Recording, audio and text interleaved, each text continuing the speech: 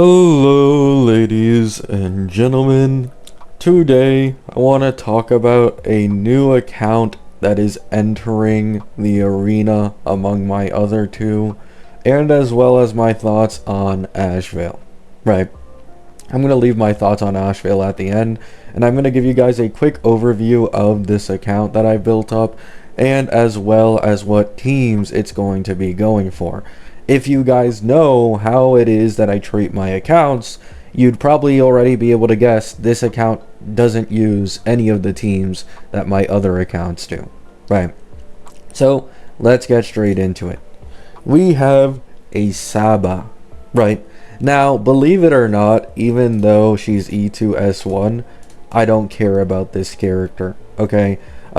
You guys may not know this, but her E0 to E2 jump is only 30%.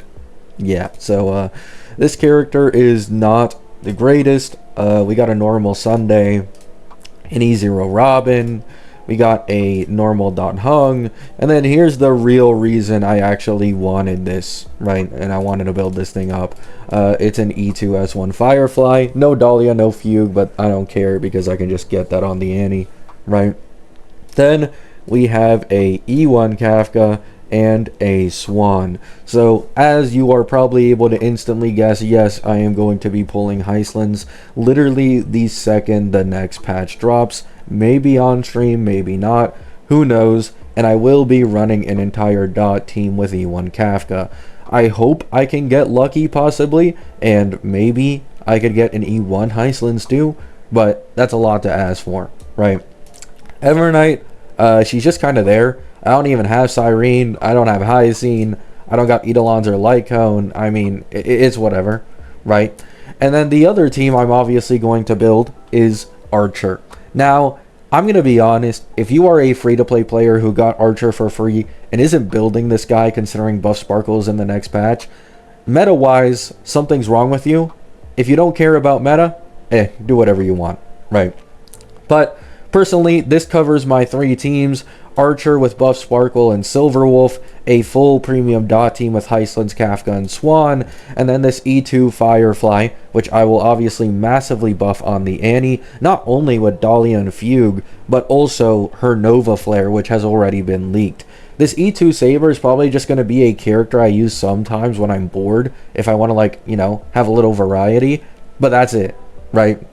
Unless she gets saved, I think that's the best way I could put it. Unless she gets saved by buffed Woho, I just don't see me really investing or thinking about that Saber at all, right? So that is the polling plans of this account, as well as the teams I'll be using on the account. Yes, as you saw, there were obviously more limited characters. However, I just don't have the polls or time to invest into even more teams half-assedly. I like going all the way, right? Now, Ashveil. How strong is Ashveil? How good do I think he is currently in his V1? Ashveil is pretty strong, right? Okay.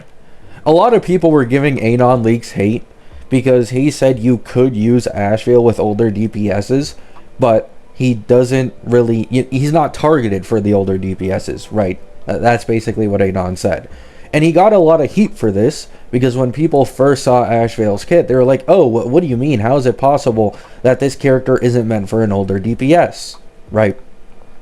But now that a few gameplays have come out, Anon is actually right.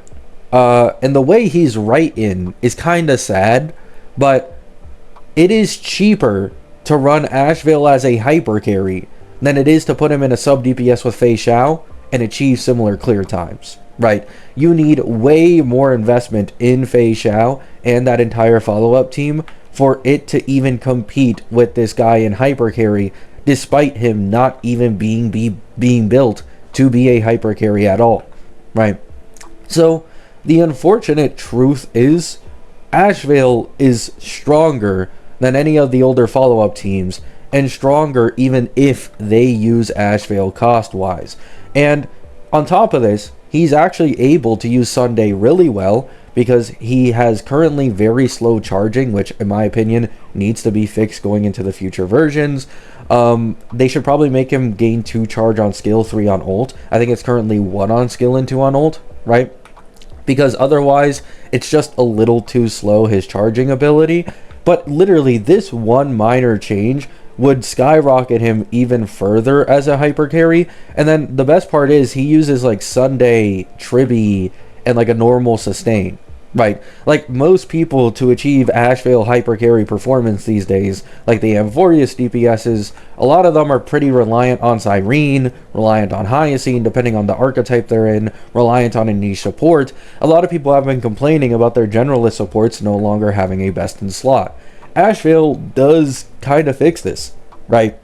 And then someone asked me this before, and yes, you can use E1 Ashveil as like some type of AoE support just randomly, right?